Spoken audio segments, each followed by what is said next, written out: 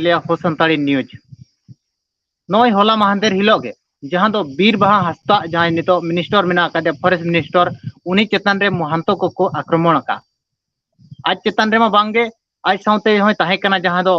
Abhishek Banerjee MP मेना कादे aqua meeting पूरा दल के चला कान तहन जनसंपर्क पदयात्रा रे मेनकान आको नुकु महंतो को जहां रे को धारणा तहन ओना हरते के चला कान तहन आर ओंडे गे जहां दो महंतो को धीरीते बीर बाहा गड़ी चेतन रे को हमला लिया ठेंगा कोते हो गड़ी को दाल रपुड़ का जहां भारत रंग तिरंगा हो ओंडे को अपमान का उनका नेलोगो कना तिरगान होड़ दो कांच ते को बजावा कना तो नोआ को इदी कतेत गे नुकु महंतो को तिनंग ठीक को कमी किया और तिनंग बड़िज को कमी किया चे और नितोंग जहां आको को दाबी आदो आले एसटी आले मेनते नोआ दाबी तक को तिनंग जथात कना नोआ को इदी कतेत गे तेहन बो गपाल मारावा जहां दो बाबूनाथ मरांडी गमके तिकिन मेना आकात किना बेंगल खन आबो सला जुड़ो मेना आकात किना गमके जोहार गे आर सगुन दाराम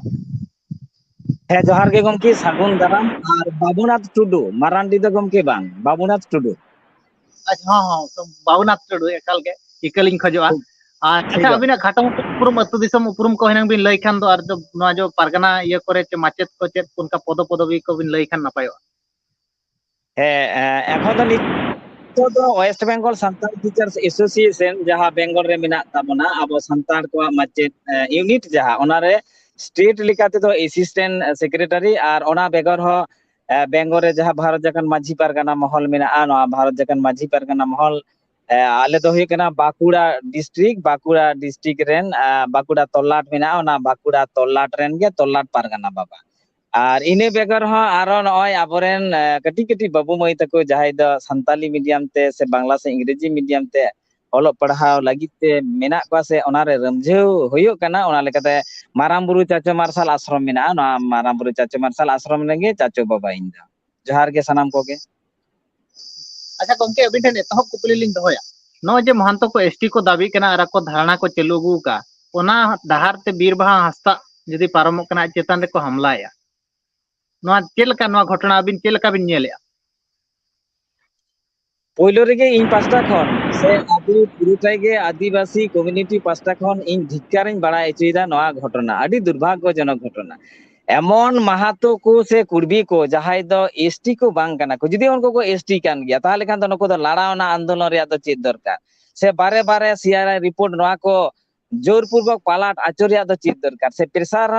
सरकार हो चिदा को प्रेसार करा से आपे तो पे एसटी कान गया पे आदिवासी कान गया पे ताहले डहार एसेट के चिदा तापे ओना बेगर रेल एसेट को चिदा नोआ को हुई कान पे नोआ दो एकदम गे अनैतिक आबो दो संविधान विरुद्धी को कमीदा और पूरे अब भारत दिसम रे जहां तीन आदिवासी मिना बना उनको विरुद्ध रिको कमीदा नोआ दो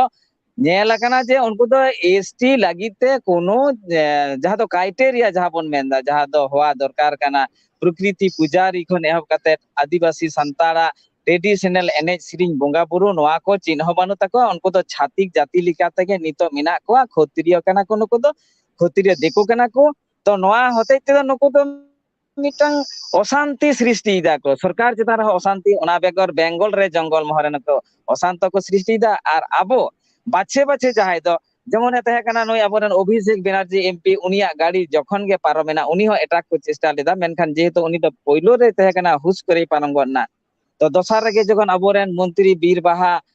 हासदा एमपी से आबोरन मंत्री नुया गाड़ी जखन को बुझ जाम केदा जे हिजु कान गया उनी दो पुरटाई गे जहाँ खबर पसनाव कना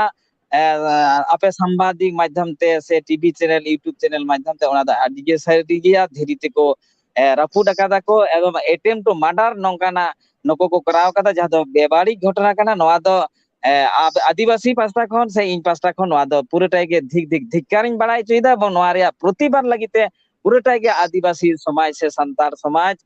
पुरटाई कमी हरा को साब अकादा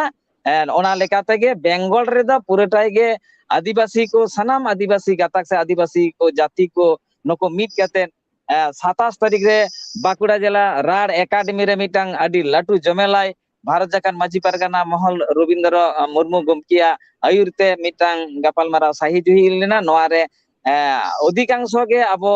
आदिवासी गातक रेन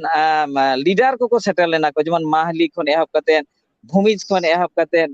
सबर खन एहब कते भारत जाकान माझी पारगाना महल उनको मा हेगे राइटर्स एसोसिएशन को नको को सेलेक्ट लेना को तारपरे डाक्तार एसोसिएशन नुकु को सेलेद लेना को आयमा आयमा गणठन को सेलेद लेना ओना साथे आयमा आयमा आदिवासी जाति रेन जहां दो पूरेटाई गे सेंट्रल लेवल रेन नुकु को नेतृत्व कना को नुकु को सेलेद लेना को और नुकुआ जुमिद दाड़ी तेगे दाराय कान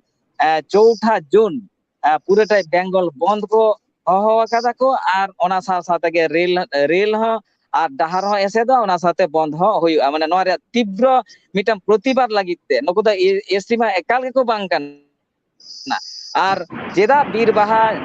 को अटैक किदिया को नोआ लागिते मिटम कोर्ट रे केस लागिते हो सत सापड़ा कना को नुकु संगठन को जे नुकु दो चरम खन चरम शास्ति जाते को ᱧᱟᱢ मा नोआ दो इन पास्टा खन हो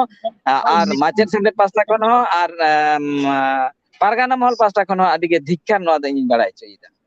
नॉय मिटे जिनिस नेलेना है जे अभिषेक बनर्जी दो पारोमेना आज चेतन रे माने बाको हमला दाड़िया दा चे बाको हमला ले ओना मा आको गे को बाड़ाया मेनखान बीर बाहा जहां तिरे पारमो कान तहन आज चेतन रे पूरा धीरी को चबात किया मेनखान नोडे दो नुई आदिवासी कनाय मेनते साहस को बुझाव किया दो नुई चेतन रे बो हमलाया मेनते नोडे तो बारिया जिनिस के बुझे मिटान दो आकुआ जहां जज लक्ष्य उद्देश्य मिटान दो अनेकटा उनका गे उनको तो एमन भाबते बीर बाहा से संताल से आको तो जेहेतु जनरल कास्ट ना को उनको तो आदिवासी मनोभाव तो मन रे तो बनु तको तो उनको तो जेहेतु उनको तो आदिवासी दो को बांग काना को जोर कते तो आदिवासी दो हो जाए ना जेहेतु उनको तो जनरल कान गया को ताले जनरला गे जहां तको तो दिको पुसिया जहां को आचार आचरण ओना लेकाते गे उनको तो को कराव का तको आदिवासी लेकाते तो उनको तो आचार आचरण बनु तको ताले आको तो जनरल काना को जेहेतु और आदिवासी मेन काते के बीर बाहा को एटाक काते नोआ मिटांग कारण काना और नोआ खन मिटांग जहां बुजुक काना जे बांग दो सरकार प्रशासन रेन जाय प्रशासनिक जहां तिने मेना को उनी उनी रेन बॉडीगार्ड खन एहब कते पुलिस खन एहब कते नुको हो मने होय नोआ दो खाटो माछा तेगे को नेल कदा किंबा नुई दो होड़ कनाय मेनते नुई दो मने होय से रकम प्रोटेक्शन दो बाको एम का दिया नोआ हो मिटांग कारण होई दारिया हां नोआ दो एकाल के नेल जामो कान गया और होय तो मिटंग आदिवासी कनाय मेनते होना उना मारांग घटना बांग को भाबिया मेनखान मिटे मिनिस्टर कान गया और आज चेतन रे नोका महंतो को हमलाया जहां महंतो नितो आदिवासी सनायत को आदिवासी जुड़ू माने रेज सनायत को नुकु महंतो को हमलाया अच्छा उनको जहां को हमलाया नुकु जो ना जो ओना आंदोलन रे नेता को गे माने अरेस्ट दरकार चे ओका लका बिन बिन नेलेत को आको आंदोलन को बंद लगती कना चे बांगे आको हाँ एकदम एकाल एकाल के नुकु दो अरेस्ट को गे हुआ और एरेस्ट अकात को गया को पेपुन हर दो को एरेस्ट अकात को गया और नोंका खबर बड़ाई जाम कना जे अबरन मंत्री बीर बाहावा नुया ए लेकाते गे एफआईआर लेकाते गे को एरेस्ट अकात को गया को जहां और विशेष करे मिटा माचे नेता तहे कना उनी हो जहां स्कूल तहे कानते सुर सुपुर करे ओना खन हो सांगिन चितान से को बदली कदिया को नोआ रे किछुटा सरकार होयतो आबो को लड़ावना जोरते से प्रतिबाद जोरते अब आदिवासी को मिटांग सरकार चितान रे मिटांग प्रतिबाद जहां एनलो खन होय कना 26 तारीख खन नोआ को नेल कातेन हो सरकार किछुटा रह कमी होराय साप आकादा तो टोटल कमी उनी दो साप गे होयते बाय साप लिखन दो आदिवासी समाज पास्ता खन दो नोआ दो आरो चरम माने माने दमे साणासी खन साणासी मिटांग अभियान चला कना जहां दो पहिलो रेगे डहार एसेट को रियल एसेट कमा होय कान गे ओना परहो जदि ठीक ठाक बांग जेलगो सरकार पदक्षेप जदि बाय हतावा एस्ट्रोसिटी एक्ट इदी कते उनी जदि बाय केस या बाय अरेस्ट या जदि अरेस्ट का दिया केस ओना को लागू हुआ ना को नेल हुआ जदि बाय ठीक ठाक प्रशासन की से हताइदा से नोआ को ठीक ठाक थाना खन जदि बाको ओलेदा को एजाहार को ताले ओना चेतार हो मेल लुतुर संगठन को आमिना आदिवासी समाज आमिना ओके आर्मी कतालिन कोली बिना जे नुकु जो कुंबी को जहां महंतो को एसटी लेनखान अबो उनका चेत समस्या उनका अडी अनाट एटकेटोने चेत अबो हुआ मूल दो हुयो कना जे कोनो जाति गे जे अब तो संविधान में भारत रे संविधान जे कोनो जाति गे जे आम दो हठात हठात इन दो एसटी केन में इन दो ओबीसी केन में इन दो जनरल केन में नोआ दो चेदा हुआ नोआ दो चरम मूर्खामी रे आ नोआ दो उनको कुर्बी से महातो को किछु किछु जहां दो लीडरशिप को करायदा नुकु दो चेंज मेना नुकु आगे मने है बुड़बक दो बनु को नोआ दो एमन केओ सृष्टि दा को जहां दो मिटान जंगल महर रे अब ओरिजिनल आदिवासी चितान रे नोआ दो मिटान केओ सृष्टि एवं झुट झमेला सृष्टि और जंगल महर मिटान प्रशांत लगित तेगे नोआ दो तीसो बांग होई दाड़िया नुकु दो तीसो बाको एसटी दाड़िया नुकु दो कोनो क्राइटेरिया हो बनु तको नोआ को दो इनिन मेना नेता को होयतो बांग दो आदिवासी को चितान रे मिटान लेलिए मिटान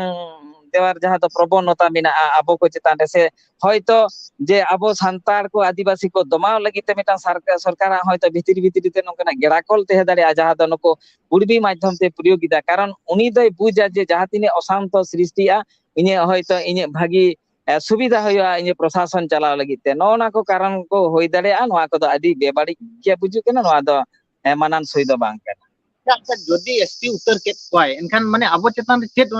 आनाट दो सेटरो आबो चेत समस्या हुआ ठीक ठीक ठीक उनको जदि को एसटी उत्तर को जेहेतु उनको तो को एसटी तो को बांग करना ताहले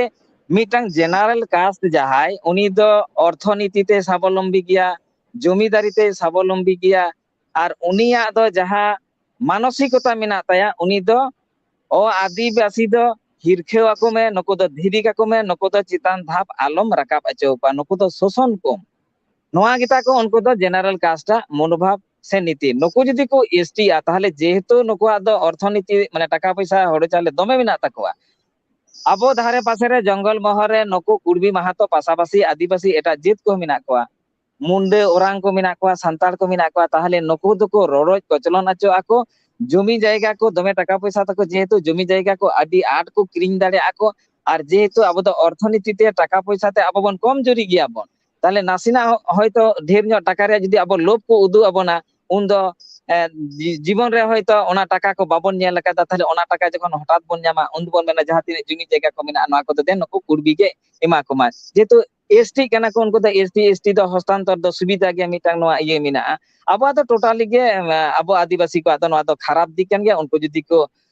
एसटी को और चाकरी बाकरी क्षेत्र रे जहां तीन उडंग हयतो नको कुर्बी महातो बाद दिया अब आदिवासी को मेना बना अबरन गिदरे को बाको फाइट दाड़िया को बांग को हेज दाड़िया चाकरी बाकरी क्षेत्र रे चाकरी बाकरी हां उनको जतो को हमेटा को उनको के एमनी तेगे बेंगल रे मा फेक एसटी ते पेरेज अकन हाने दिकु पुसी जतो को एसटी केना आबार जदि कुर्बी को एसटी आको ताहले खान मा नको मा आरो लाफांग सेचे रे अड्डी के नको रन गिदरे को दमे लाफांग सेचे मिना तको डाक्टर इंजीनियर खन एहब काते